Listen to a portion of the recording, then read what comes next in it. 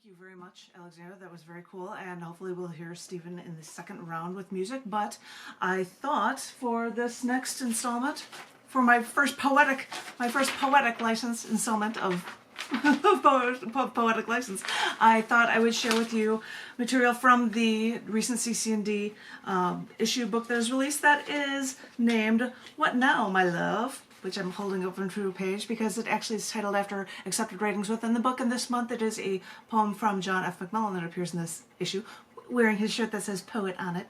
But I was going to, because I've been doing so many things about women's issues, that I'm just going to stick with periodic table stuff that is in here. So you're going to be suffering through periodic table poems. This first one is a periodic table poem that is not only in cc&d magazine, but it's also in the periodic table of poetry. I might as well show them both off for you. And it is for silver. This poem's called Silver. I got a huge bunch of silver bars, but I didn't want to sell them because at the time the value of silver temporarily dropped. But the thing is, with all that silver, I would have to pay people to store it, costing me even more money. So I buried it and waited for the value of silver to rise again before I cashed my silver in.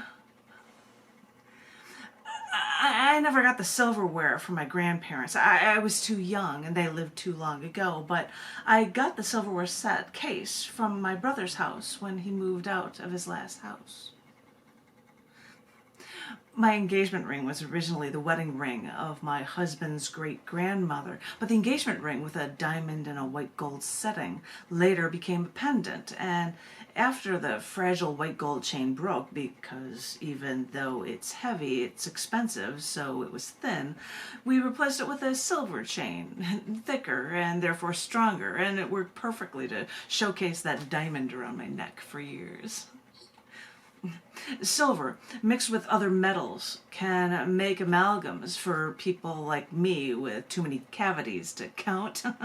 Silver may be a worthwhile metal element, but I was relieved when the dentist fixed those fillings with an amalgam matching the color of my teeth. I worked for years for a minor in photography in college. Aced every course from photojournalism to portrait art photography, and I'd wind up my own film coated with an emulsion containing light-sensitive silver halide salts.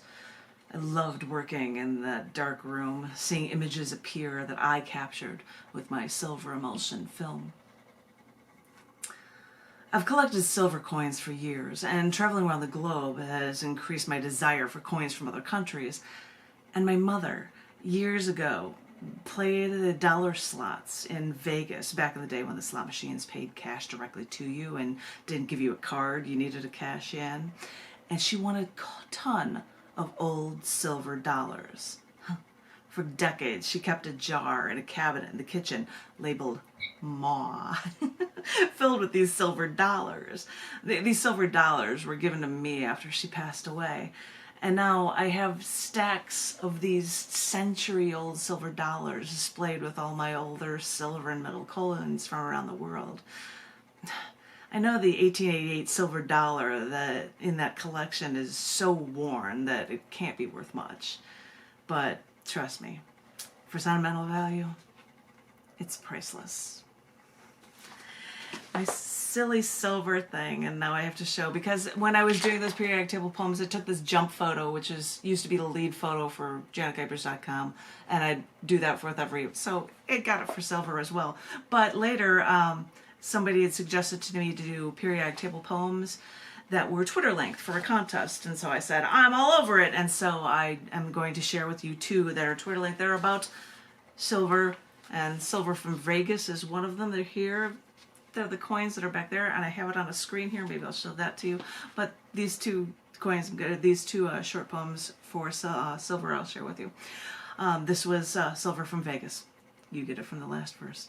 Mom played Vegas dollar slots back in the day when they dropped coins directly to you, and she won tons of old silver dollars from 1880, 1900, 01, 02, 1920, 22, 23, 24, plus 39, 1776, and 1976 silver dollars. These old coins are so worn they're not worth much, but to me, they're priceless. And I have to see if I can tilt my camera back so you can see. If I look up, and I'm looking up, right next to the globe is a shelf, and up there is all these silver stack coins, and that's where I keep all of my coins from my mom. Anyway, as goofy as that was, sorry about that. Before I read to you the last one, I might as well try to show this thing to you in color. You can't see it. It's like impossible. Why do I bother trying to put these things up? Because they're like impossible. Hey, see a screen of a screen of a screen. Yeah, all right. Here's another one, and it's called Silver Nitrate, and it's for an isotope, because I even have isotopes in this book, for Twitterverse periodic table poetry, which is where these last two are coming from, as well as in here. And this has only been read at a show that I did in Arkansas last March. I was going to do periodic table poems, and I did this one. Silver Nitrate, displaying our brain. Brain samples from a woman, from the cortex, the part for complex thought, cut into 5,000 wafer-thin slices and stained with a heavy metal silver nitrate. When seen microscopically, gives a human brain map with such detail that our brains will still need years to decipher our brain. Silver nitrate displaying our brain. There's images for it as well. Whenever we try to do it, I'd use images in it within the books, and those images are within both of the books. Periodic table, Twitter length poetry, and the cc&d book. I probably won't show this book to you anymore this month, but you know, who knows? Maybe John will talk about it, since it's his poem that isn't this. But anyway, thank you guys for listening to my fix of stuff about periodic table poems. Thank you, Stephen. Would you like to go in for 2 rounds, Stephen, since you came in just, and you can do in 2 rounds in the beginning and end of this round if you would like. Would you like that, wow. sir? Well, wow, you know, I know you came late, but I mean, I want to give you some props or something. So would you like to do that, my darling? Wow, it's great to see you, first of all. Hello. Hello. How are you all doing? I'm all right. If there would be like 6 people between, if you would like to go now and then at the end and have 2 rounds and do 2 songs if you would like. Is that good with you? Yeah, everything you say is always good with me. That's because I'm nice to you. Don't tell my wife. Understood. Take it away. Because, you know, I don't want her to think that she can get away with that stuff, too, you know?